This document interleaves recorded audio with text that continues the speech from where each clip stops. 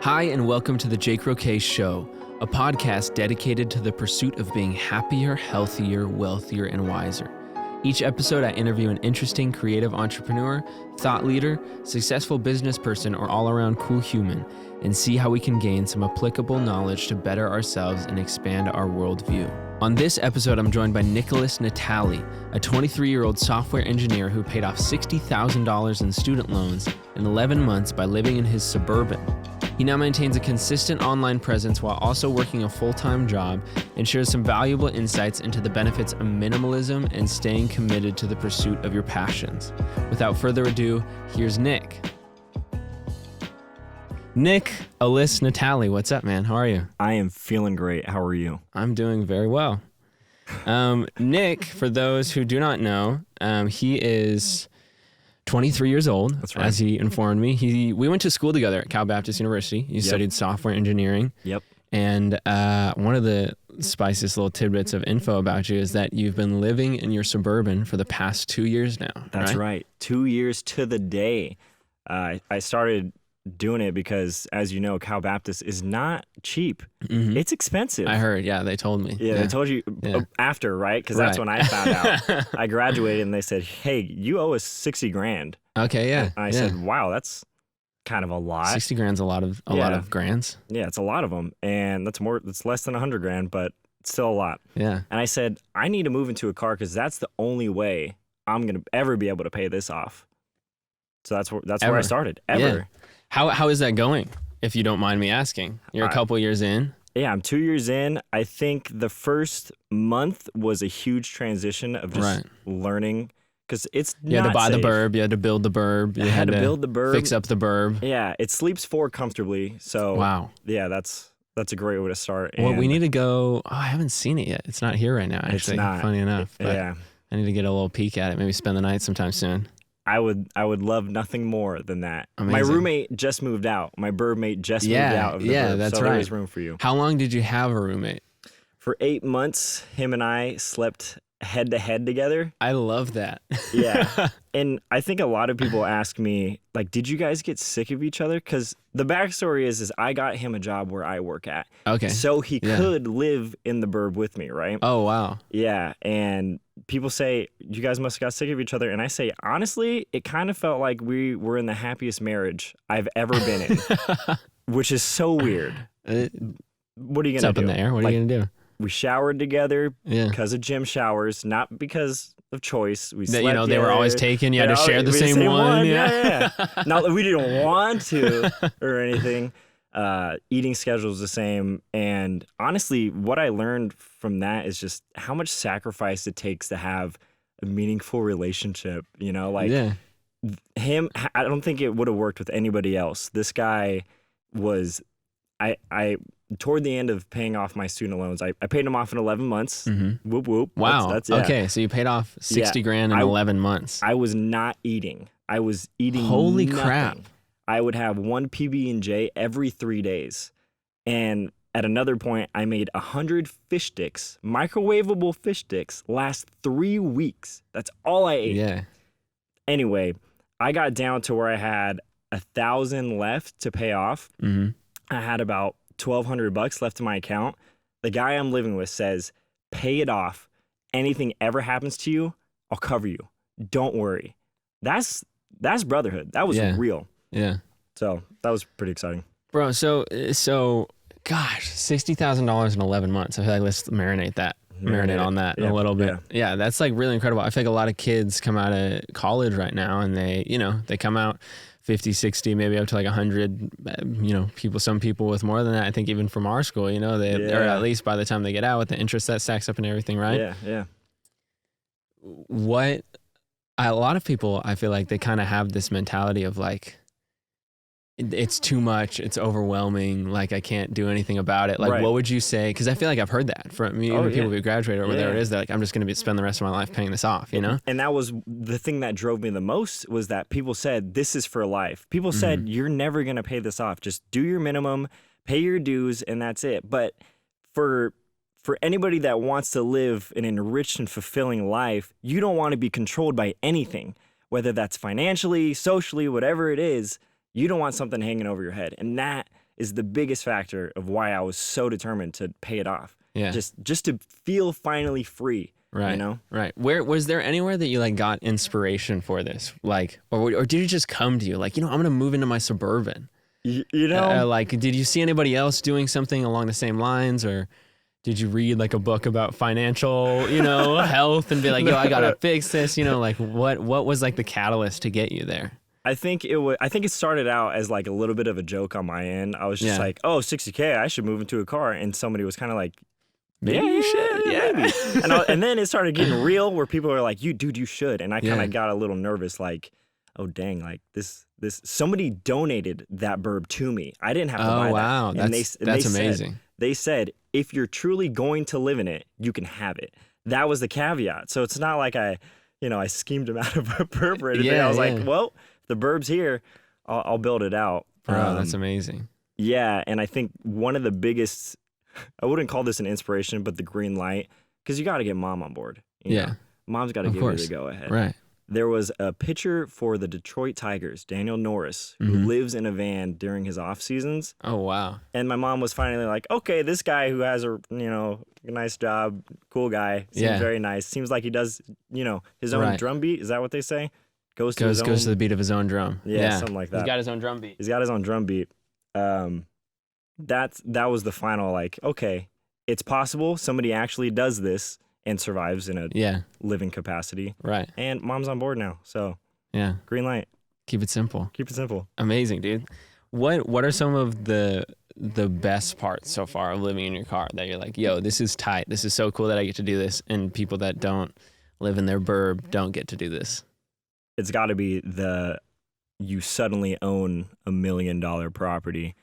You can go anywhere you want. I can wake up next to the beach, next to $1 million homes, and feel like I'm a baller, even though, Yeah. we both woke up in the same place. It's just right. And real estate's all about, location. So you can put your location wherever you want. Yeah, that's right. I think the freedom to be able to go wherever you want, whenever you want, and also just learning to be comfortable with yourself, because you are alone a lot of the time. Minus those 8 months I was with another guy, but those other 12, 14, whatever it was, is purely alone, you know? So you got to get comfortable with being yourself. And I think that's it was satisfying to me knowing that I'm okay with myself, so much so that I can spend time with myself enough to where I'm not like, oh my gosh, I hate myself. Oh my gosh, I'm this and that. It's like every second is a chance for me to get better and learn more about myself. Right. And I feel like that's really significant and something that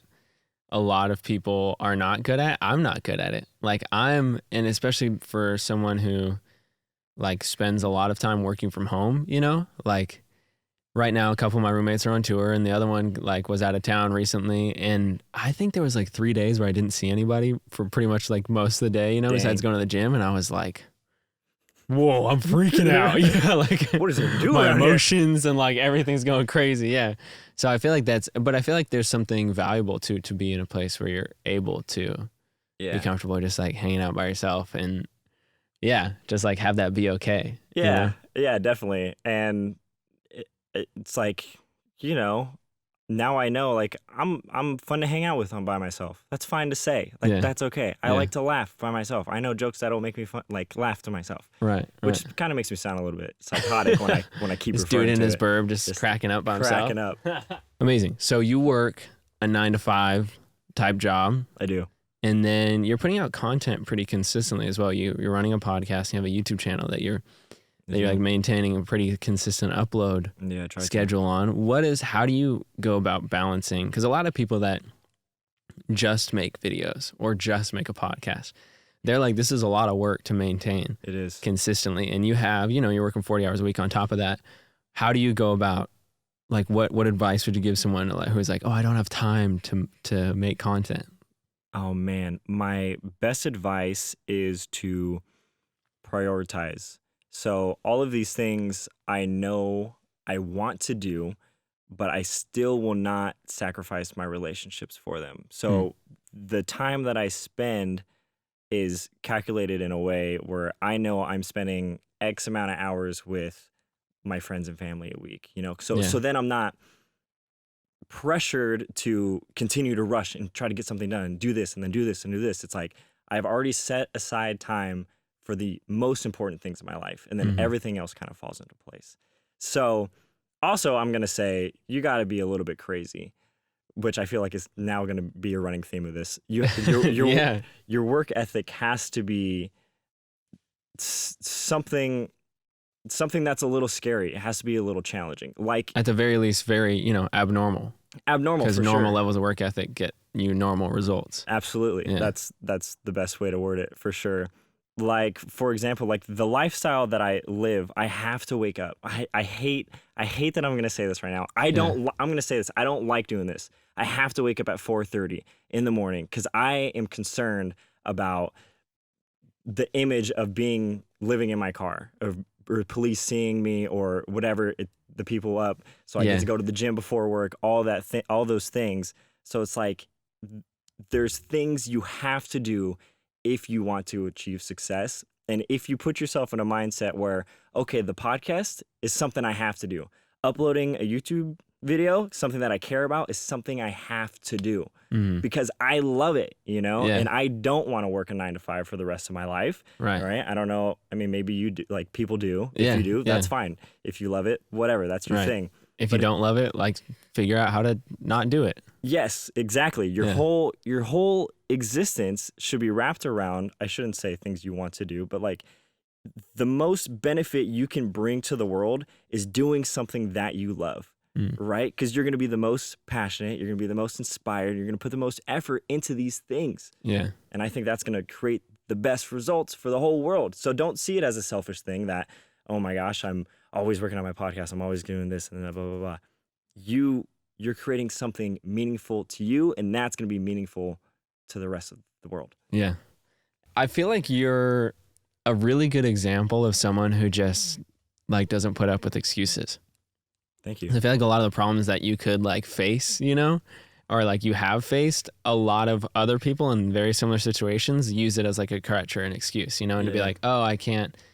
Maybe even like, oh, I can't like pursue my dreams in like the YouTube space or having a podcast or whatever it is because like I'm working a 9-to-5 and I don't have time, or I'm $60,000 in debt and like I just I got to focus on paying off my student loans. Like, gosh, I hear that so much in LA. Especially like I guess for people that I know that have come from like the university scene and everything, like, man, like that'd be nice to be able to spend that much time on it, but I got to keep up with all my bills and blah blah, and it's like.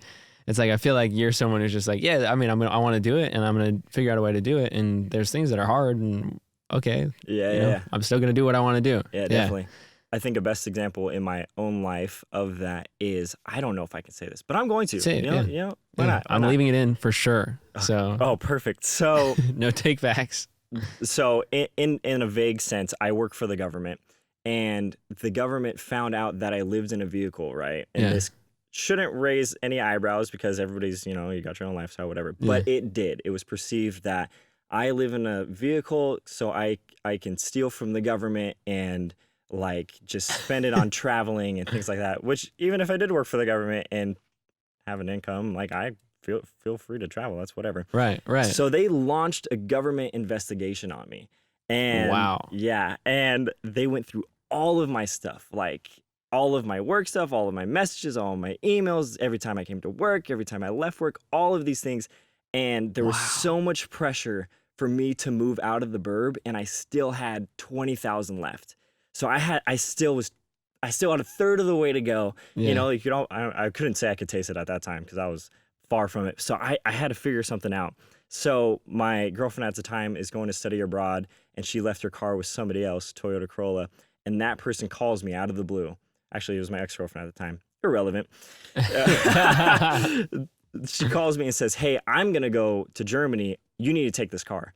And I said, what am I supposed to do with the car? I live in a car. Yeah. You know what I mean? Yeah. And so she drops off this Toyota Can't just leave it parked in front of my house. That's what I'm saying. Yeah, exactly. Where am I supposed to put that? So she brings it to like in front of a mutual or my friend's house. And so I'm just like trying to figure out how to do this. The guy that I dropped off in front of, his dad came out, kicked me out immediately because obviously, I don't know, nobody wants a homeless guy living in front of their car. And so I drive the burb 8 miles to a Walmart, run back, get in this Toyota Corolla, drive it to Walmart. Oh my gosh. I start living in this Corolla. Walmart kicks me out for 5 days.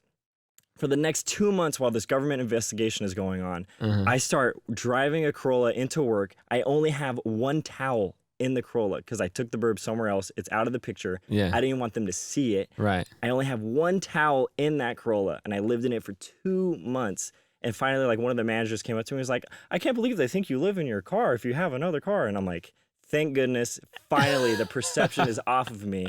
That's funny, miserable. man. Yeah. That's crazy. So yeah, I feel like at that point you would have every reason to be like, you know what, screw this. I'll just get an apartment. I'll give it up and start renting an apartment. And yeah, dude, amazing. What are some of the? I feel like we've heard a lot of the good. What are some we've heard of some of the bad too, for sure. But what are some of the hardest things so far where you're like, yo, this is like I didn't see this coming, and this is really tough? For the first month, the hardest thing for me was finding a safe place to sleep. I think when I originally went into it, maybe this is just me being young and naive. Yeah. I thought places that were dark would be nice so I could fall asleep faster. Places that are dark are scary and sketchy and typically filled with a lot of homeless people in the city that I'm in. And what city is this? I don't know. Whoa. You don't want to say? I'll say San Diego. I'm in the San Diego area. Oh, wow. That's further than I thought. Yeah. I thought you were like OC area. No, I'm way down there. No, so you're driving all the way up here. For this. When you have your acting and for this and Yeah. Epic. All that stuff. And one night I was I was in the dark and midnight rolled around, and for whatever reason I was still awake, and I heard a car parked behind me, and I was in an isolated location. So I was like really trying to have a good night's sleep, you know? Yeah. And somebody gets out of their car and starts walking to the driver's door on my side. So I'm thinking, okay, I'm running through my options here. I'm like, okay, if this guy breaks in, I have a single police baton under my pillow, which is the most random gift I've ever been given. Yeah. But in that moment, I'm like, need be, you know? Yeah. I'll throw down for this if I have to. Or he's trying to rob me, and I can just be like, hey, no, and they can run away or whatever. He gets to the front of the driver's door, and he just stands there for about 2 minutes, not doing anything. And I'm thinking to myself, this is becoming too long for someone to stand there. You know, like this is getting weird. Right. So I'm trying to like stay as still as I can. I'm peeking over the curtains, just like trying to get a glimpse of whatever this being is. There's forest on the right side of the burb. So he walks around, sprints into the forest, full sprint. There's nothing else out there. He must have just seen you, right? Right. Yeah. And he just goes, and I'm like, in my mind, I'm thinking, okay, I got to give this up to God. Like, I got to have some real faith. And I'm so stupid. I shouldn't test it like that, but I was like, I'm going to stay in the spot and see. Oh my goodness, bro. I would have dipped in a second. I should have. Yeah. I woke up the next morning, guy's car was still there, never saw him again. He just ran into the forest. Which is weird. It was so weird. That's horrifying. Yeah. So that was one of the hardest things, is just finding safer places to park. Bro, I believe that. My goodness. For someone that's like looking to downsize, let's say. So like, because I've been interested Minimalism. in like the concept of like tiny homes even. And like one thing that people might notice by this episode of the podcast, I pretty much wear a plain black shirt every single day. Heck yeah. So like, it's just really simple. It's like, and maybe like, I didn't really do it like in the name of minimalism per se, but like, it's like, it just like, it's one of those things, where it's just like, this is easy. I don't have to think about what I'm going to wear every day. I just put on black pants and a black shirt and I'm good. Yeah. And I feel like if you go to something that's like a little bit more formal, if you're in all black, you're fine. Yeah, I was going to say, black is the... But you can go to like the most casual thing and wear all black and you're like still fine. Still a little dressier. Yeah. You're just like, you're fine wherever you go. So it's like, I kind of just came to it. I was like, I'm going to run with this. But, so it's like that, the whole concept is interesting to me, and especially like people living in LA, they go the tiny home route, or a lot of people go like the studio, studio apartment route. They just live in a room, it's pretty common. Or it's the back of someone's guest house and a garage, a lot of stuff like that. So for people that are considering something like that, I feel like maybe people are like, oh, I see people do it on TV, but it's not possible. On Instagram and stuff. But what would you say to those people, like advice wise, if someone's like legitimately considering, maybe I should live in my car or a tiny home or a studio apartment? I would say the less things that you have, the greater the ability you have to focus on being present in your actual life. the less things you have frees your mind of distraction and frees your mind of responsibility of worrying about all of these other things, right? So if you only have a black t-shirt or whatever your choice of, pleasure is, if black t-shirts are your pleasure, I don't know. It's my pleasure. I know, Yeah. it's Chick-fil-A. You're going to be able to enjoy things more thoroughly. Experiences are going to be more vibrant because, like I said, there's less space being in your mind being clogged by things that don't matter. And a lot of the times we hold on to things because they have financial value, not even sentimental value, that we think things are valuable and we should just have them because they're financially valuable or have a money sticker on them, whatever it is. Yeah. When in reality, I hope that's not what you're chasing. Right? I hope you're chasing experiences because those are the only things you can take to the grave and they matter. Your bank account in the grave, who cares? Probably going to your kids. Your experiences, those are with you. Right. Right. What are some of the things that you don't have that are like shocking to people? Ooh. That most people are like, man, I couldn't imagine living without this thing. They're just like, yeah, I just don't have it. A real bed is the one I get the most. A real bed. Okay. So I sleep on a wooden box with like a mattress topper kind of thing? No, it's a wooden box with memory foam on top. Yeah. But it's like memory foam from like a bed that was not ever supposed to be used as a memory foam bed. Right. So it's just like this random junky piece of foam. Oh, how funny, man. On sheets. But that's the one I get the most. And I think the other one is just security. People are surprised that for so long I'm willing to risk not having a home. Yeah. Yeah. Gnarly, man. We're going to take a spicy little commercial break and we'll be right back. It's just going to be like hot sauce. It's a hot sauce ad. I'm going to see if I can find a hot sauce ad to drop right here. I probably won't. If not, there'll be something else. Are you someone who just doesn't have time to frequently make trips to the grocery store and prepare 3 healthy meals every day that taste good and are good for you? You know, that difficult combo that we're always looking for? Well, welcome to the club. You're basically one of all of us. Catered Fit is this really epic meal prepping service that delivers fresh made meals to your door daily or as frequently as you would like. They have standard paleo and vegetarian options, and their website and app is super easy to use. A few of the delicious meals that they have on the menu for this week specifically include the Farmer's Market omelet with veggies, the spicy chipotle shrimp with kale salad. That sounds super good. And the garlic herb crusted pork loin with apricot glaze and butternut squash pilaf. Guys, there's so many different options. Those are some of the ones I saw that I was like, yo, those look tasty. Every listener of the show gets $25 off their first meal plan with the promo code TJRS, which stands for the Jake Roque Show, if you were wondering. Depending on the plan you get, meals are as low as $7 to $8 each. And one thing I really like about the packaging too is it comes with a printed out label of the macronutrient breakdown. So how many grams of carbs, fats, and proteins are in there. So if you're somebody who likes to track those things, super helpful for that. And right now the service areas include major cities across California and Florida. I think almost exclusively. So if you're in California and Florida, you're definitely covered. If you're one of those major cities like LA, San Diego, Miami, Orlando. If you want to see if your town is included in the service areas, go to cateredfit.com. If you're someone who's like overspending on unhealthy food at work, or if you just don't have the time to go and set aside those couple hours it takes every day to make the healthy meals that are good for your body and for your taste buds, I highly recommend Catered Fit.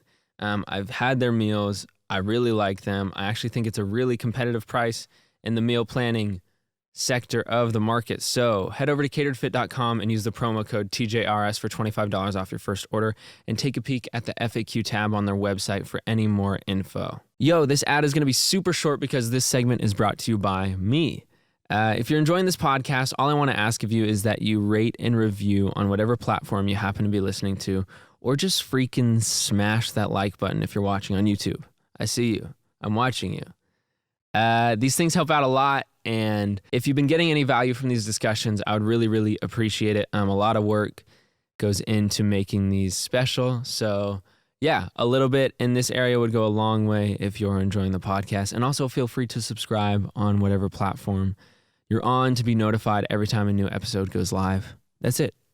You're great. Thanks for listening. Let's get back to the show. Ooh, Okay. warming up to it. We're back. Yeah, we gotta work our way up. I feel like you travel a pretty good amount. I've traveled right? a fair amount. Yeah. Where do you go? Why do you travel? Great question. I've been to Europe a handful of times. I think I've hit about 10 or 11 countries there. I've hit in what span of time? Like all in the past couple of years? Yeah, so since my freshman year of college, I went to Spain. That was it. And then post-college, in the first 2 years, I think I did 15 countries. Trips. Oh, no, 15 countries. Yeah, okay. no, Yeah. 15 plane rides. Yeah. But why I travel? Just because I am so uncultured. That's just the fact of it. I want to understand people better and be able to actually put myself in other people's shoes and really relate. Because a lot of the conversations I have with people that are from other cultures, I come in with biases that I don't even realize. And it's because I don't even know their culture. And that's a great excuse to travel. Yeah. That's legit. What are some, how do you figure out the ways to do it affordably? I feel like you're pretty like, you really focus on, at the very least, on like the opportunity cost of where your money can go. Absolutely. So I know when you're like planning these trips and everything, what are some things you do to make it like as affordable as possible? My first trip right out of college, we couch surfed as much as we could. Yeah. Don't always recommend it because it's dangerous. Yeah. But you stay for free. And typically the two people that I did it with, that I got to stay with, like we're still friends. And now I have a friend in another country that I can go back to, and now I can stay for free all the time. Right. So that's nice. Second time around, if you got a friend studying abroad, another free place to stay. That's great. Yeah. Third, if it's a third world country and you live in the U.S., your dollar goes pretty far. Right. So you can find places you're sleeping like $6-7 a night kind of thing. Absolutely. Yeah. Absolutely. Right. Where did you do that? Where have you done that? You went to Thailand, right? I've been to Thailand. I've been to China. I'll just list them. Yeah. Went to China. Yeah, let's hear it. Portugal, Germany, Hungary, Spain, Netherlands, France, Morocco. Hungary. Yeah. I don't know.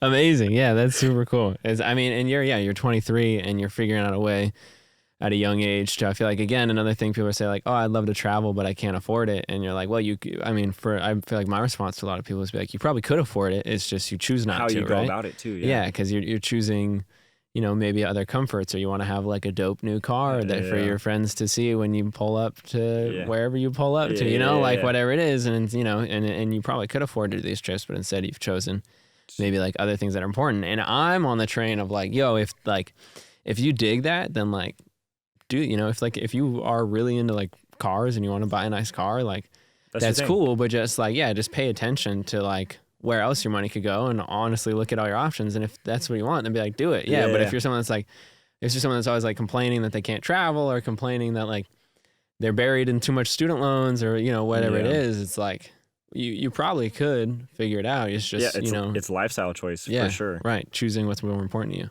Heck yeah. And for example, we just had Jack in the Box. It's like $1.50 for 2 tacos. Right. Not saying it's the healthiest choice, but it's healthy for your wallet. If you're trying to travel in a couple months, you might need to only eat Jack in the Box for 3 months so you can go experience the world. Right. It's exactly what you're saying, opportunity cost of sacrificing today so I can enjoy something awesome tomorrow that I typically wouldn't get to. Yeah. And if you're traveling already, please use public transportation. Ubers will kill you. Rent-a-cars will kill you. Yeah, absolutely. Absolutely. What is something that's kind of shifting gears a little bit here, but what's something that you think is really important in life that you think you should be doing more of than you are right now? The first thing that comes to my mind is I just started this this week. Epic. I love it. This week, I just started meditation, which has always been kind of foreign to me, and maybe it's just because there's all these pre-connotations of hippies do it, or I don't have time to do it, and I've found that to be in the past week and a half, I found it to be more beneficial because I'll do it right before work. I'm not going into work with any expectation of having a horrible day. Now I'm centered. Now I understand where I'm at, and I can respond to other people accordingly in a way that's like going to be beneficial to them. Because most interactions that we do have, there's no neutral interaction, right? So every time you and I talk, there's either something positive coming out of it or something negative, typically. I mean, it doesn't have to be drastically in one direction or the other, but something's always being taken away from that. So if I can center myself before and I know where I'm at, I have a better opportunity to talk with you or talk to somebody else and positively influence them, right? Because now I know I'm not like, I'm not aware I have this terrible mood going on, whatever, because I haven't checked myself in a bit. Yeah. And now I'm just like being mean to everybody and I don't even recognize it. Right. I feel like that's interesting too, because I've meditated for this past year. I've like, had like phases of on and off. I think there was like a period of time I went like 50 or 60 days or something, like pretty much every day meditating. That was not, and I used the Calm app and it has like the streaks in there. So I was like, I want to lose my streak. I was like out on like a camping trip and I was like, God, I got to go away and meditate for a second. Like, you freaking weirdo, But something that I feel like the biggest thing to meditation to me is like, I look at it as almost like a brain workout, like a focus workout. And it's just like working that muscle that is your focus. And for people that like have trouble, and I'm like still like this, and I find on like the days where I meditate, it's a lot better, but I like have such trouble like sitting down and focusing on a task for a while. Yeah. And so like what meditation is to me is just like practicing your focus, It's just like, I'm going to choose to sit here and focus on my breathing or focus on whatever it is, and it's like, and it's uncomfortable, and it's just a way of just like forcing yourself into that discipline. I think like in a similar way to like a lot of other things that are uncomfortable, like I view that as like kind of like a muscle that you have to work out of just like forcing yourself into things that like suck. And that's like how you build discipline.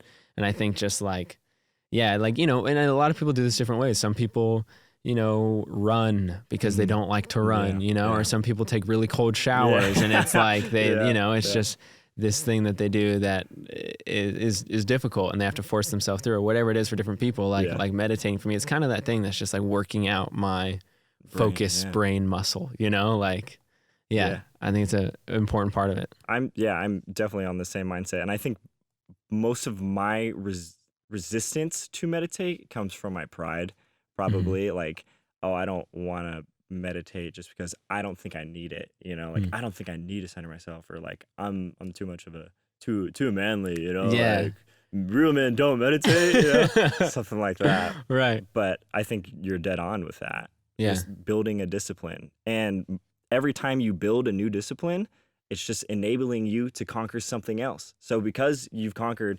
meditation for 50, 60 days, now you have the confidence to conquer something else, that was previously foreign to you. Right. And it's just that concept of like doing something that's difficult. And then it's, again, you're just like, now I know I can do things that are difficult. What's something else that's difficult that maybe I thought I couldn't do, but I can do? Yeah. Another question for you that I like asking a lot of people to come on the podcast, kind of related to this, is that in that same lane, if there's something that if you knew the next thing that you're going to do, you're going to succeed in, like for sure, what would you like dive into that maybe you haven't like given yourself to like fully or like fully pursued? And I feel like, you're someone who like does already kind of live life this way, but what is something that maybe you've been afraid to like jump after? Heck of a question. I'm going to let that soak. I'm going to let that sink in real quick. Yeah. Take a minute. I can chop this. I can give you 7 minutes if you want. Okay, that's good. Yeah. All right. I'm going to say real estate investing. Yeah. Yeah. Epic. I think that's the one I'm going to go with. Amazing. Just because I'm so... You watch Graham Stephan? No. Oh, wow. Oh, wait. Is he the guy that like does it in his lair? It looks like he's in a lair. He's in his garage. Yeah. Yeah. Bro, he's got like the tips on real estate investing. Like I'm trying to get, I want to get him on the show for sure, but... I'll do it. Yeah. Heck yeah. Yeah. I think I'm just intimidated by it. Okay. Like it's so foreign to me. And my family's background isn't very money wise. I don't want to say that in like a negative connotation. Right. Like I was just never educated on what it means to handle money. And I've never been encountering people that have invested well, really. And real estate is something that seems like there's so many little things that maybe I'm just putting in my own head, but it seems really intimidating. And that's something I would love to go dive deep. Have you like read any, are you like trying to read books about it? Have you like listened to any podcasts about it? There's like the Bigger Pockets podcast. Have you heard any of that? Yeah. I've done my fair share of diligence on it. some introductory research. Yeah, and I've even gone as far as like, I got to the point where I was going to put a down payment on a house, and I didn't have... Where? Back in my hometown, where it's dirt cheap. Yeah. Where's your hometown? Victorville. Okay, yeah. Yeah. Amazing. Yeah, pour one out for Victorville. Yeah. Everybody listening from Victorville, pour one out, baby. I made it on All the Jake Roque podcast, baby. Thousands of people in Victorville. That's right. Yeah. Everybody can wave hi to them on the way to Vegas, because that's all we're known for. But yeah, I got to the point where I was ready to put one down, but I was just like, I'm in over my head. Like, I still don't know what I'm doing. Mm-hmm, mm-hmm. I mean, yeah, man. The Graham Stephan, I would highly recommend. He's a dude. He's 27 or 28. He has like 12 houses now or something like that, all in like the LA area. So they're like, they're like pretty legit. Like they're like 12 doors. I think he's got like a couple duplexes, triplexes, and stuff like that. But man, he's got. I mean, he does a really, really great job of like simplifying, like kind of like the simple steps. Like you find a place for really cheap, and you maybe fix it up, you refinance. You go through the simple list, and he just does a good job of making it really like approachable. And he also gives a lot of other good advice for like investing stuff too. So here's just a little ad for Graham Stephan. I was gonna come on the show, bro. Dude, just send him this clip, email it to him. Say, I probably I'd love to will. have you. Also, yeah. So we need more of this on the show. Yeah, dude, that's really interesting. I feel like, especially too, there's something so baller about like if you live in your car, like the second that someone like gives you any crap about it, it's like, oh, I know, I just bought my third house, so what house paying rent at your apartment, I feel like that'd be cool.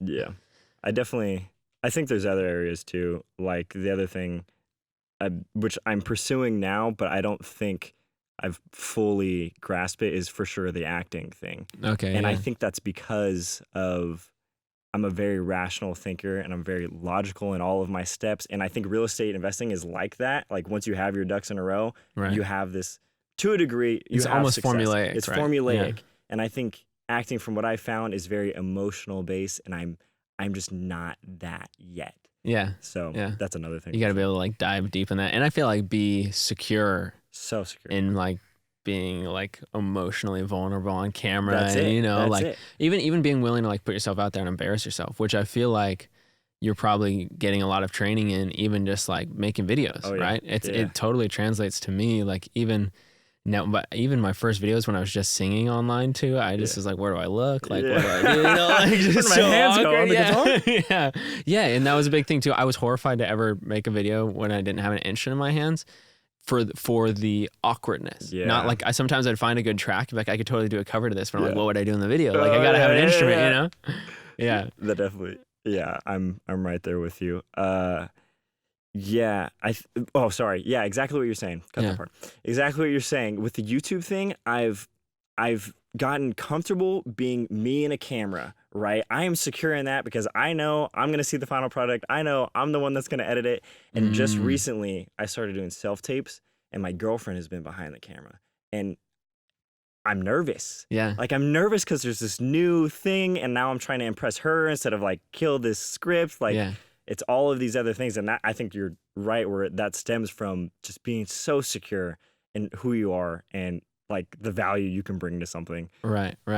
There's kind of with this too, you recently, I don't know, mediumly recently, you put out a podcast that I listened to a bit of before you got here. Yeah. It was talking about like masculinity and kind of like how like that relates to like maybe our current culture and how there's, I think, positive and negative things that are associated with masculinity and kind of like how that's been changing over the past few years, and I feel like there's a big conversation around that. But if you were to summarize a couple of like the best takeaways that you had from that podcast, I know it's been a while since you did it, but what are some things that like stood out from there that you think people should know about masculinity? From that podcast, the biggest underlying tone of it was men aren't taught how to deal with their emotions. Men aren't really taught that it's okay to have emotions. Yeah. Like even me saying that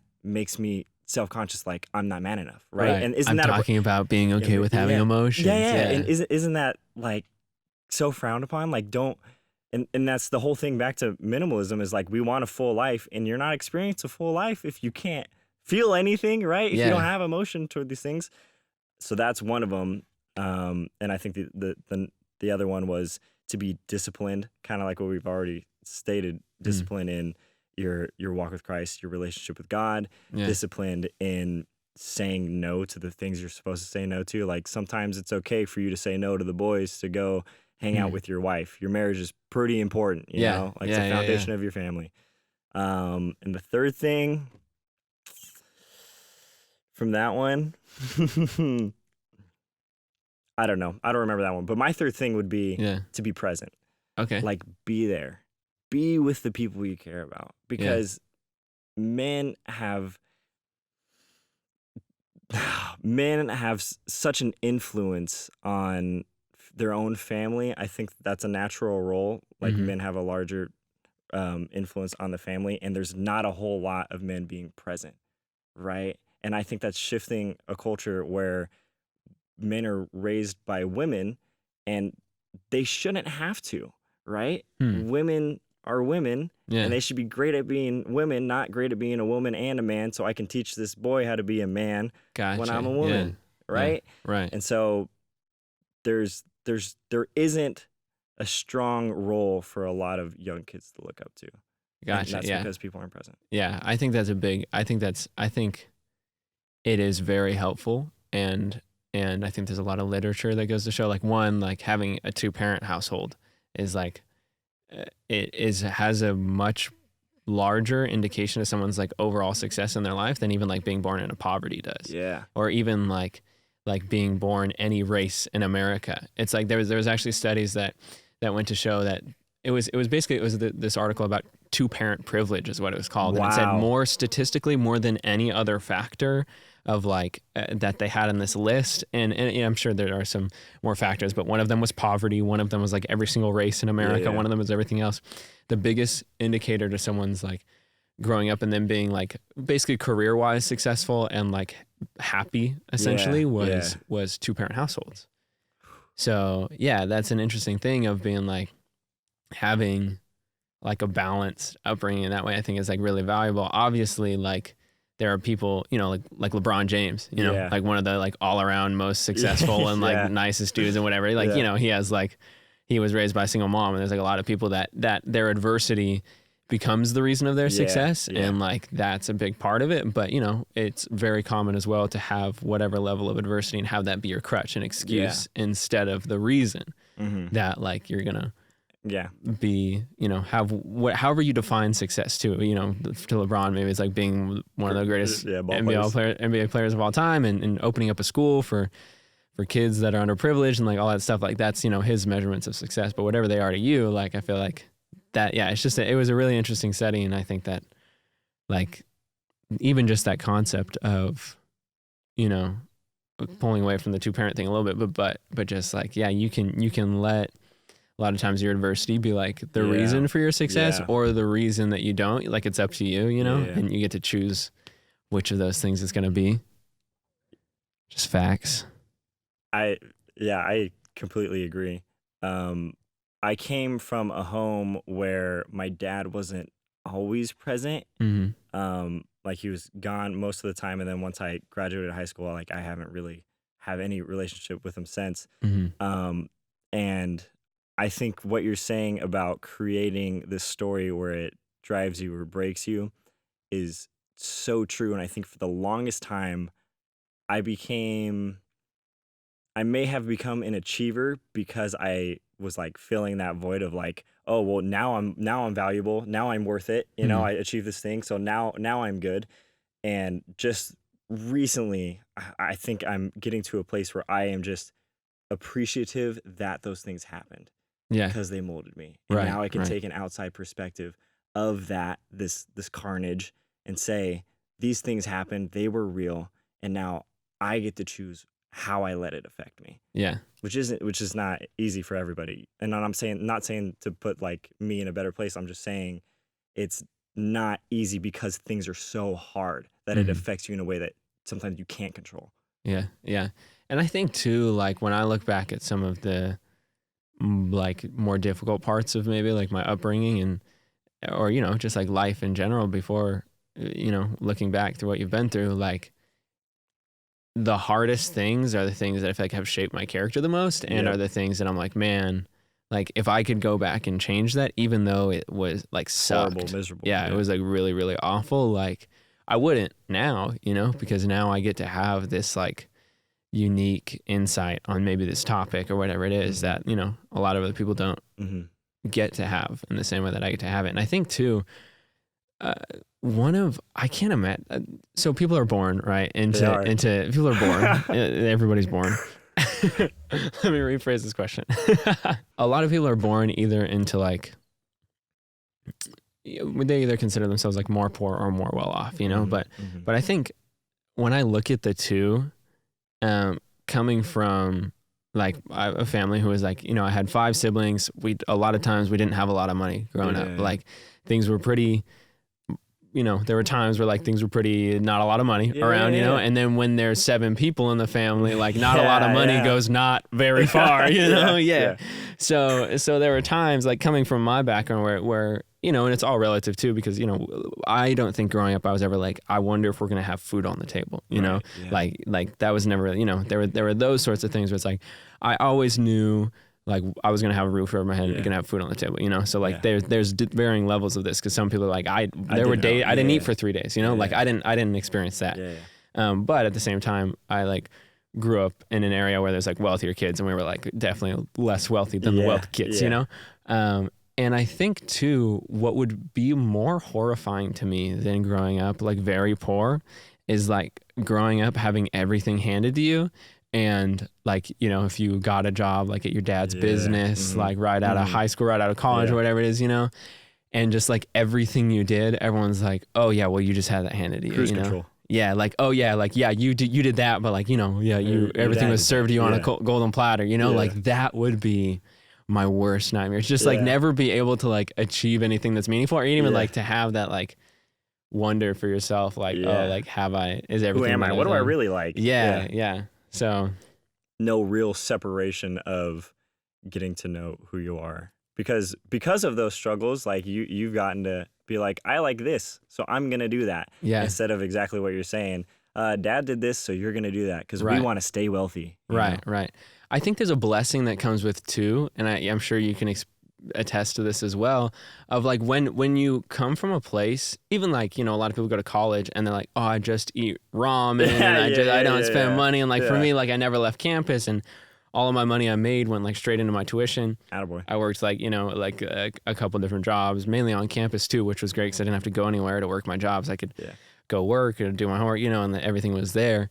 But there's like a blessing that comes with like when you're used to like being able to live like more on a budget, like when you're used to being like, I have a crappy car and like, I don't care, like point A to point B, baby. Right. Yeah. And just like those sorts of things, when that's your normal, it's a lot easier for you to go through those experiences and be able to be like, yeah, I'm going to live, even for you being able to pay off your debt. For me, it's more like being able to come out to LA and like be able to pursue the things that I love and be okay with the months. Like there were months when I was freelancing where it's like, yo, I made $500 and my rent's $550, so like, how's that gonna work? Like, or like, something like that where it's like, but it wasn't that big of, it's not that big of a deal to me to like only spend like $200 a month outside of like my base expenses, it's like, I got my rent, my gas, and I'll buy some food and, like whatever it is, like, it's not that crazy to me to be like, I just not spend money because I just am used to not spending money, like, oh, well, let's not go to the movies. Let's just watch something on Netflix. Let's sit here, like and that's that the biggest misconception, that every time you hang out with your friends, you have to go out and do something. Right. If your friends really love you, want to be around you, just be around them, right? And it's like, I feel like, I mean, for me, my remedy to that growing up was always like, oh, the beach. You ever heard of the beach? The beach is a mile away. Let's go to the beach. Like it's super free and it's right there. And so like, but if you don't, if you don't have the beach, if you can go on hikes, if you can go to the mountains, like whatever it is, like, like we have all these public resources now. Right. Yeah, absolutely.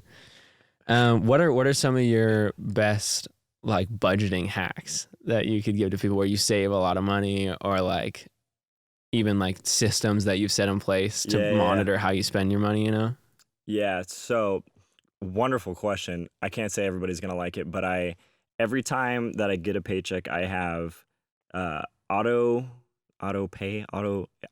puts in X amount into my retirement, so I don't have to be tripping about my retirement. Into like a Roth IRA. Roth IRA, Okay. yeah, and then Beautiful. Everybody do that. If you don't know what the Roth IRA is, like pop that baby. Just open. Google it right now, and it's the first place you should be investing your money if you are looking to get into investing in any way. Heck yeah. Anyways. Heck yeah. Open that baby up. Yeah. The next thing is I personally write down every single transaction I make into an Excel spreadsheet. So I can see every time that I spend, I can accredit it to a specific budget. So I already have food is whatever X amount, and I know I just spent $12 on food, and I went and I wrote it in. I saw it, and I put it in the food thing. So now I only have 88 left. Is that your monthly food budget? $100? It is. Yeah, I love it. I love it. And then does that include like restaurants or like Jack in the Box or whatever, you know? Okay, so that's like your groceries. Yeah. I think that's a wise way to go about it. Yeah. Also, I got a blessing others category. I think everybody should have that. You should always set aside some sort of your money to help somebody else, right? Because that's why you got it. That's why you got it. And then the last thing is every time that I get a paycheck, I have a threshold of what I'm allowed to keep in my checking account at any time. So my number is $1,000, which is kind of low, but what are you gonna do? So every time I get paid, and if it's over $1,000, whatever is above after I pay all my bills, chop it off, throw that in a savings account, and then work off of whatever. You live off that $1,000 until the next paycheck. Absolutely, yeah. I mean, obviously the goal isn't to spend your whole $1,000. Right. You know what I mean? Try and get through my $1,000 before the next paycheck. Right. But that helps me always be conscious about my decisions, because I would so much rather get my paycheck, everything that's above $1,000, blow it on. I would love to blow it, you know. Right. But as soon as I stow that away into a savings, or if you're listening, do an online high API savings, then Is there a bank you recommend? Right now, I'm doing. Vanguard has a prime money market fund. Okay, so gotcha. I have a brokerage account. Put your money in that. It's like 2.4%. Okay. Ally, I think, has one too. If you want, I think it's around 2.3, 2.4. VO Bank just opened up. I applied, got denied. Don't trust them anymore. Don't go with VO Bank. Screw VO Bank. This is not an ad for Y'all VO done Bank. goofed. But I think that holds me accountable to say I can only spend this much. Right now, I'm forced because I only have $1,000, so I can't keep going. Yeah. I don't know. I love that, man. I feel like finding and like maintaining your what is your normal, right? And I think a lot of times too, when people make more money, there's a term for this. I forget it's called, some economic term, but like when you make more money, you raise your living. And your new, just like your new normal is something that increases. And so especially as you make more money, maybe the groups around you are also making more money, and what becomes your new like normal base of living, what you need, your threshold just increases until all of a sudden there's people making $200,000 a year living paycheck to paycheck. Yeah, and it's like, bro, what are you like? I know people in LA like. That are, their rent is like $4,000 a month because they want to live in the hills and they like are leasing their like cute little sports car, and it's like, homie, like, why? Like, and it's like even it's like I don't even have a problem with those things. It's just like you're doing that now, but if you could just wait like 5 years to do that, you could afford it. You could have so much more. Yeah, you could actually afford it, and it wouldn't be like you wouldn't be stressed out if you're gonna be able to pay your bills next month when you make $200,000 a year. That's. I'm not exaggerating. I know people that do that, making well into the six figures that are like, oh gosh, just money is so tight right now. I'm like, bro, if money's tight, you are screwing up. I'm gonna be honest. Yeah. I think something else that was crazy to me is when I was paying for my student loans, it almost got to a point, like in the beginning, it's hard because I was finally getting a paycheck and I was out of college, but I was finally at a point where it was easy for me to just put it all into student loans because I had two decisions, right? Or two things in my budget: put it in the church and then put it in the student loans, and that's it. And as soon as I paid them off, things got complicated. Things get hard because what do I do with the money now? I have money and I have options, and now how do I use this in a way that's going to benefit me and my family, right? And my extended community, because that's the biggest thing. You spending in a way where you're not being responsible and you are ending up living paycheck to paycheck with $200,000 salary, you're robbing of blessing other people. And I think that's a mistake, right? Yeah. I think we should want to do good and to help other people. And if you don't set yourself up financially, like that's not responsible. I know you love your family, right? Yeah, and it's even it is something that's like you're missing an opportunity to be selfless and serving other people when you just don't think, and for a lot of people too, I think it's not even that they're like choosing, they're not even making like a conscious choice to do that. It's just they're not making any choice. They don't sit down and like weigh the options. I think that's like the biggest mistake people make, even with finances or literally in anything, in your relationships, if you're in a dating relationship, sit down and think like, where is this going? Is this going somewhere that is good? Stick with it. Like think like where 2 years from now, like where do I want this to be, or your career, like things that you want to do. It's like because a lot of people are working jobs where their best case scenario is a nightmare. Yeah. Like if you're in a job, where it's like, if I do really good, I get promoted, and things go great, I'll be in a position to where I'm working a job that I hate, and I have more responsibility than I do now. Like now I hate what I do, and if all goes well, I'm gonna get more stuff that I hate doing. Like, and so. Yeah, just in a lot of sectors of your life, it's even just like mapping out something that's like, setting an aim, like where you want to go, Right. I just started with one of my buddies, the Future Authoring Program from Jordan Peterson. Hit me. Yeah? No idea. Have you ever heard of Jordan Peterson? No. No? Okay. He's like a clinical psychologist. I like, he's written a couple books. I read one of them. He's like a really, really interesting dude. I'm sure you would like love, he's a podcast and you'd love a lot of his stuff, but that's the concept of it. It's the Future Authoring Program. It's just like saying, okay, like if you're writing a story and you got to determine exactly how it goes, which is how your life works pretty much, like you're in control of the direction of your life for the most part. Yeah. And so it's like, if you're choosing the path of where you're headed, it's like, think about where you want to go. Yeah. Think about that end goal. Think about where you're at now. Like, what are the pieces in between that would get you from here to there or across what sort of timeline? It's pretty simple, Yeah. And it's like whatever that is to you. It's not even saying like it needs to be about money, that it needs to be about a career that you need to get out of a 9-to-5. If you love working 9-to-5, great. If you want to run your own business, figure it out. If you want to do both, if you want to run a nonprofit, like whatever the matrix are for you, figure that out. And then metrics, whatever the metrics are for you. Find yourself in the matrix. Whatever, if you're inside of the matrix and you want to get out, like whatever those things are, just like defining them, setting a name. So if you're listening to this and you can think of like, things you want to do. What's something that I actually want to do that I'm not putting any effort to right now? It's like, think about it. Make a vision. Make a vision and make a plan and then execute it. And that's the other thing. That was the biggest thing for paying off my loans. Making a plan, stick to it. Yeah. Stick to it. Yeah. People are going to say, do something else. You made the plan. Right. Do it. Yeah. Yeah. And it's like setting up a plan in a way that it's something that you actually want to do too. Yeah. Because a lot of people set up like, oh, today I should work out for like 3 hours because that would be good for me. Yeah. And like, I should do this and that. And it's like, I'm going to work out all week this week. By the end of the week, I'll be jacked, Yeah. It's like setting up a plan that you actually want to do, you know, like set up your day. Like if you're someone that loves to play basketball, like let that be a reward for part of your day. If you're someone that loves to play video games, like let that be like part of what you write into a day, having a day that like, you actually look at and you're like, yes, I actually want to do what I've set out to do. Yeah. And we're saying it in simple terms, but in the grand scheme, chip away so you can get to the point where you're playing basketball every day. Right. Right. And I think the other thing that you touched on is don't make decisions that are going to trap you.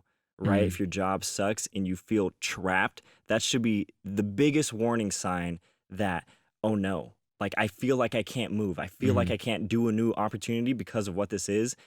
That's a green light. Get out of there. Right. Right. Right. And I feel like for a lot of people that trap is most often like financial and maybe secondarily like relational. I was gonna say, And I think that some, there's like an element of like, there's a point in life, I think, where you like commit to someone, you commit to like losing a bit of the freedom that you have and in like your individuality.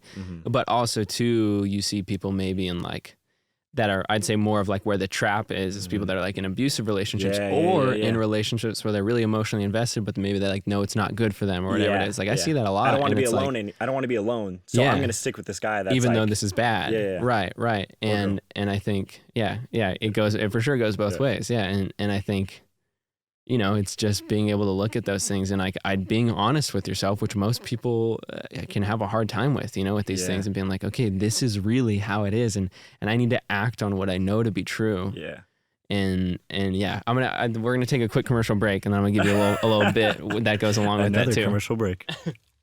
I'm a big believer that commitment to fitness and health is one of the most important parts of being a high achiever in all areas of life, from vital endorphin releases to deeper sleep, to better emotional, mental, and physical health, increased energy, and confidence in daily life. We all know that we should be staying committed to a consistent workout routine, but knowing what to do and actually sticking with it can be difficult on your own. That's why I've recently launched the online side of my personal training business. I'm a certified personal trainer through the National Council of Certified Personal Trainers, the NCCPT, and I've experience working with a diverse clientele from high-performing athletes to individuals looking to lose 100 pounds or more. One of the most important parts of working with a trainer is having a person who will lay out a plan according to your goals and will continue to check in with you and hold you accountable to showing up and staying on track. Virtual personal training is really simple. I write out a personalized workout plan for you each week, tailored specifically to your fitness goals, and we'll meet once a week via Skype or FaceTime to track your progress, answer any questions you have, and plan out your upcoming week. Most of my in-person clients pay $75 to $85 a session, which is really typical for a lot of big box gyms, places like 24 Hour Fitness, LA Fitness, Equinox, and the like, which in my opinion is still a very worthwhile investment in your own health. But my personal training online programs are just $50 a week for a limited time until my schedule fills up. This is something that I've just recently launched, and I'm really excited about. So if you are interested or have any questions, shoot me an email at jakeroque3@yahoo.com. That's Jake, ROQUE 3@yahoo.com with the subject line PT.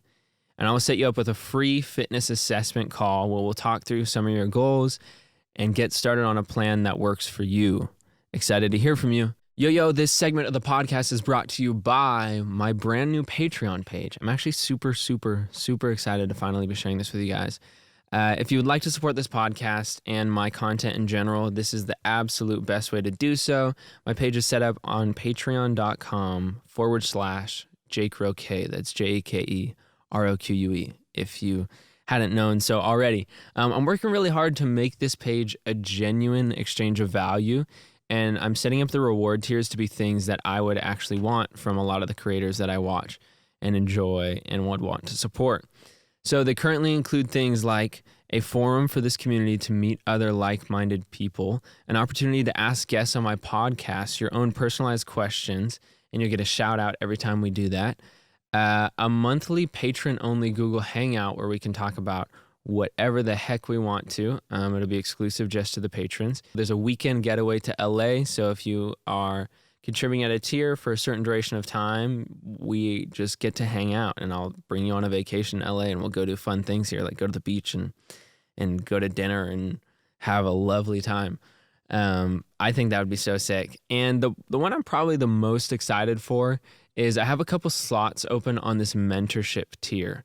This is something I really believe in, and I've had many mentors in the past that have given me some of the most valuable experiences and lessons of my entire life. So I'm really looking forward to this part. I can teach you all I know about podcasting, music, content creation, relationships, literally anything I can help you with. Feel free to ask in that time. And something I'd also love to do with this would be to pick a book a month to go through with everyone that's in that tier, and we could pick a book to go through together and just have a discussion of what we learn, kind of like a one-on-one book club for the people that are in that. Anyways, there's all the details for all of this over on patreon.com/Jake Roque. And if you'd like to support the podcast, if you want to hear more podcasts like this is a really, really great way to do so. So I appreciate you so much if you're considering supporting the show, and let's get back to it.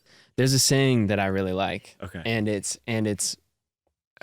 basically, I might butcher it a little bit, but I feel like it goes with what we're saying there.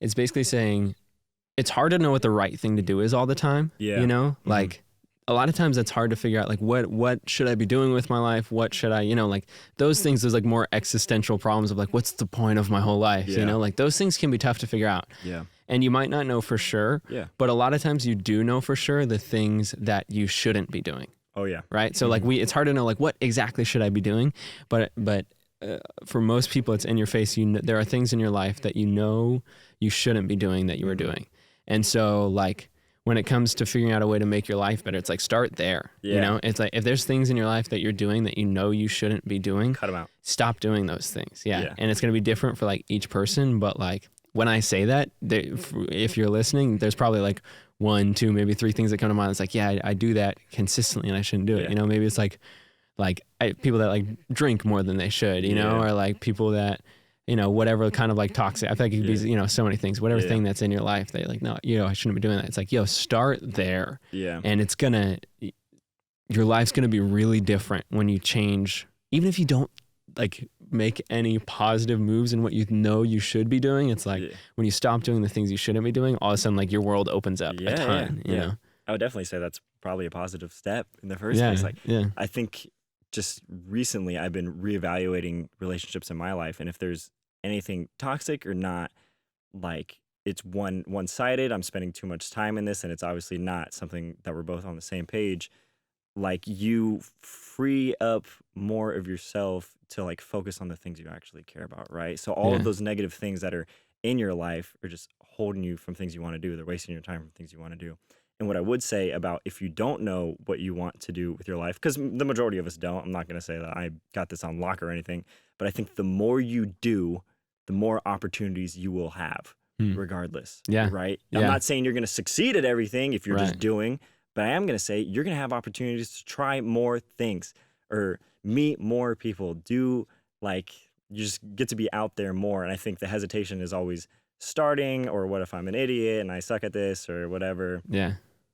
I don't know. Just keep doing. I feel like, when people are like concerned about like, oh, I want to do this thing that I've never really done, but I'm probably going to suck at it, so I won't. My response is like, no, you for sure are going to suck at it. Like, not probably, you for sure are going to suck at it. And like, that's cool. That's all right. Like, you've never done it before. Right, what do you expect? And everyone else that maybe you look up to in that same lane that's doing things you want to do, like when they started, they sucked at it too. Yeah. Like, and what I love in the YouTube space, I love this because there's a lot of people, even when I was getting started, maybe like my senior year of high school, I started watching like YouTubers, you know, and I started watching, it was really mainly music people for me. And I remember watching and being like, dang, these guys are so cool. Like, I wish I could do that, but like, I don't really know how, you know, and whatever it was. And then the beauty of YouTube, I went back 6 years, you know, I went and found their first videos. I was like, whoa, wait, they were bad. They sucked as bad as I suck now. When they started, you know, and you know, a lot of people might not leave those up, but some people do, like their old videos, whatever. And a lot of people leave it up for that reason. They want people to know. Like, and for me, if you were to go back and look at some of my old videos, it's like, man, awkward. Come a long way. Is a word that comes to mind, you know, and like a lot of things. Yeah, it's like when you have that opportunity to go back and look at those things and realize like, yo, everybody starts somewhere at the bottom, you know, every single YouTuber you look up to had 0 subscribers once. Yep. Every single Instagrammer that you're like, wow, I wish I could do that, but I could never. They're like, so, you know, like they had 0 followers when they opened their account. You know, every single, well, maybe this isn't totally true, but you know, I guess every single like self-made entrepreneur had $0 in their bank account before they made their $1 million or $1 billion business. You know, and it's like everyone starts there. Like that's how it works. So don't let that discourage you when you're like, yo, I'm gonna suck at this when I start. It's like, yeah, you will. You will. You're going to be terrible. Yeah. But that's the whole point. And I think something else I've been encouraged by is you just said it 6 years ago, right? 6 years ago is a long time. Yeah. So imagine if you did this every day for 6 years. You suck now. 6 years later, you might be decent. Yeah. That's way further than you were before. And back to the vision thing. It's having the vision to say, this is a long-term thing that I want to do. Right? When you make a plan and you want to see yourself somewhere down the line, you can't say, well, if it doesn't happen in 3 months, then I'm giving up. Yeah. Right? Yeah. Right? Right. Because if your goal is to do X, you'll do whatever it takes, however long it takes, all of these things until you get to X. Yeah. So. Yeah. I was listening to this audiobook called YouTube Secrets by Benji Travis and Sean Cannell, which I probably am going to try and get both of them on the podcast. So maybe I'll send them this clip too. Yeah, please do. But there was a quote, or they were talking about Philip DeFranco. And you know who Philip DeFranco is? Idea. He has like a like news-based YouTube channel. And they were talking about like how this, I think they wrote this book like a year or two ago too. And they're like, yeah, he's got this big channel. He's getting all these views. He's has like 50 employees. Dang. Or something. Like I don't, it's not a direct quote, but he's got like a ton of employees, you know, like pretty gnarly. And he makes so much money on each episode. Yeah. And it's like, but people are like looking at him and thinking they can't do what he does. And this book came out 2 years ago. Let's say that was 2017. Yeah. They're looking at him and being like, that's so unachievable. He started his YouTube channel and started posting consistently in 2006. Dang. Right. And so 2017 comes around, and all of a sudden, like, even, you know, like a lot of people know who he is now, and he's like pretty big in the YouTube space, makes enough money to employ like whatever it was, 30, 40, 50 people, you know, but you know, people look at that and they do it for a year and they're like, this sucks. I just can't pull it off, or 2 years or 3 years or 5 years. And it's like, yo, he was 11 years in when it was like, yo, he'd figured it out. Yeah. You know, and it's like being able to go all in and being consistent too, and not being discouraged. Yeah. And I feel like too, like with your YouTube channel, I feel like you're gonna pop, I think. So. And I think that like this period of time in the past like couple years you've been making videos is like you're like honing your craft and setting up and like laying the foundation for like to be getting really good. And the fact that you figured out a system to put out, you know, fairly episodes pretty consistently, right? And it's like like laying that foundation and like sticking with it. What people don't see, like Mr. Beast. You know who Mr. Beast is? Okay, you know Mr. Beast. Yeah.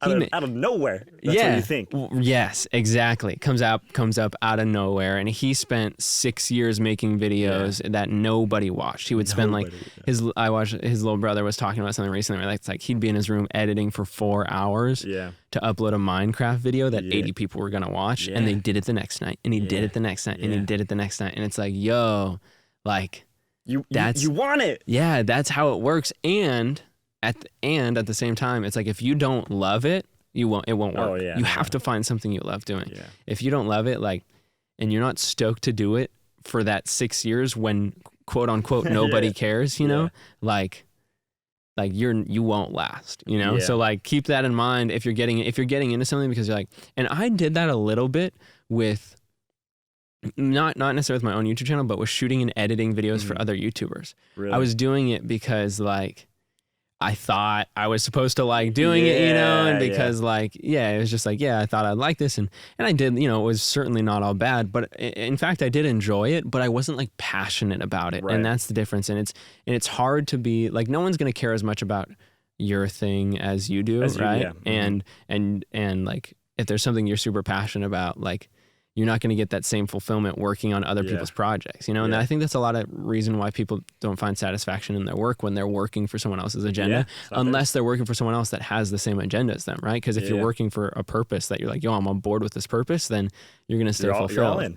Yeah. And so, finding like what that thing is for you and being able to like dive into it is the only way that you're going to have success long term. If you're looking for those abnormal results at the same time too, because if stuff was like easy to achieve and everyone achieved it, then and those things that are that, they're not very cool because everybody has them, you know? And so it's like, it's like those things that everybody really wants are the things that are hard to get, and like you have to put in that abnormal, weird work ethic. Like, you're a weirdo level of work ethic for it to work out. Yeah, I'm right there with you. Something that I really like that you said was like, supposedly nobody cares. And I've been in the same spot where I spent so much time editing whatever video it is, and I have to keep reminding myself, this matters to me. That's why I'm doing it, because I like it. I love it. I want to make this video, right? And I remember coffee shops, so a lot of my time is spent at coffee shops since I live in a car. Right. Closed down. I promised myself I'd post this video tomorrow. I'm staying outside in the cold, in the middle of winter, editing, stealing their internet outside so I can finish this video that X number of viewers are going to watch. You know, X number of little viewers are going to watch. Yeah. But it matters. Right. Right. And and that's the only way that you're going to make it through and it's different for everybody. Sometimes it's 2 years, sometimes it's 4, sometimes it's 6, Yeah. sometimes it's 10, it depends for everybody, but that's how you make it through that period when it's tough. Yeah. Is you have to be like, no, like if no one watches this, or even better, if I don't make any money off of this, Oh yeah. I still want to do it. Oh yeah. Exactly what you're saying about shooting and editing for other people and you didn't love it, right? You thought you'd Yeah. like it and you didn't. It's okay to quit. I'm Yeah. going to say that right now. You have Right. permission to quit anything you want at any time. That's the thing about being trapped, right? I can't quit. I can't. I've committed to this thing I already don't want to do, but I committed. Right. You can quit. Right. You can quit at any time. Nobody cares, right? Yeah. I'm not going to say nobody cares, but like you should care about your own life, right? Right, So right. quit. Yeah, and especially it's like don't let your own life suck to serve someone else's agenda. Exactly what you're saying again about other people not caring as much about your product. So I just started an LLC this week Epic. to do web design, and I have 2 guys that are working with me as their contractors. Mhm. And I know in my mind, I should never expect them to outwork me, right? Right. Because it's not theirs. It's Yeah. not their business. Yeah. So all that to say, right? Don't expect anybody else to put in the work for your stuff. Right. It's Right. yours. Yeah. And yeah, don't expect I feel like a big thing that people make mistakes on. I've seen YouTubers do it with their employees. I've seen people, that are owning different businesses and everything. Yeah, it's that. It's like they expect people to care as much as they do. Mhm. And you can't. And Don't do that. And that's the biggest fault with communication in general, right? Yeah. We have different expectations of each other that are not communicated correctly, Yeah.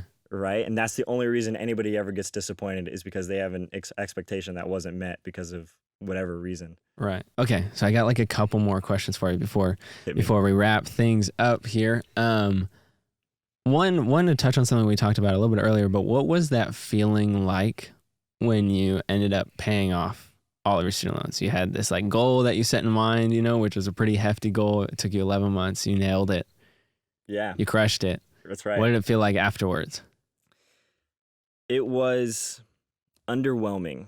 Mm-hmm. I remember going into my whatever the portal is and finally paying it off and feeling nothing. Yeah. Nothing at all. Like this thing that I worked so hard to get done and achieved is suddenly gone and I'm no longer burdened with this, but I felt nothing. And I felt worried. And I think this is because of somebody kept, every time I saw them, they'd be like, oh, are you rich because you're living in your car? You're saving all that money. And so I felt like I had this pressure on me to be like, people are going to be like, oh, he lives in his car, so he's rich now, which is like such a weird perception to have. So I like didn't tell. Yeah. It's a weird Right? paradox. Yeah. But I felt that, which is dumb to let somebody else let me have that perception of myself, but whatever.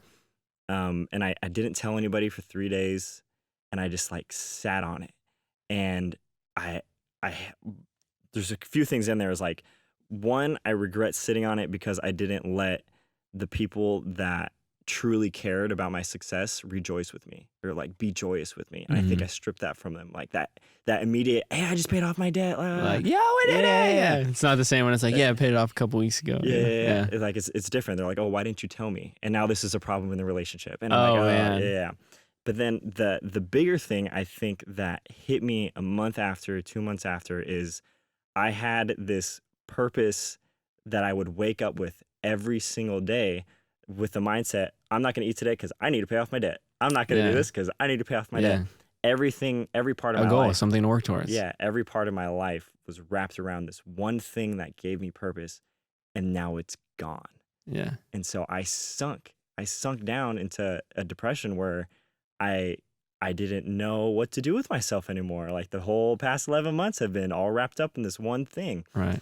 And I had previously gone into a depression probably earlier, junior year of high school, where I was on the fence of a decision of whether to serve God or not serve God, like whether Christianity is legit or not. And I found that this gray area of not being able to make a decision caused so much pain. Because when you're pursuing something that's eternal, you have joy of a purpose that's ongoing. When you pursue temporary satisfaction and whatever that may be, drugs, drinking, X, Yeah. Y, Z, you Right. have that temporary satisfaction.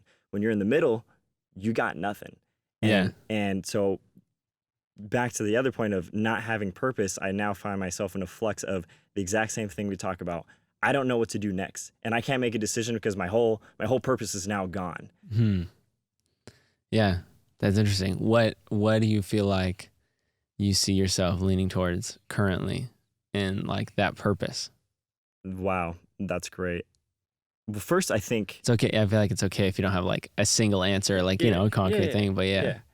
Well, first, I think I should say that like there were steps to get out of that to where I was able to make that decision now, Mhm. choosing what I want to do next. And it's just recently, I think it started about being grateful and appreciative of all of those little things. Like going to work today is I'm grateful I have a job, you know, instead of, man, I gotta go to work today. Like Yeah. altering that whole perception. And now I think the purpose is, you know, do as much as I can in the sense of why not?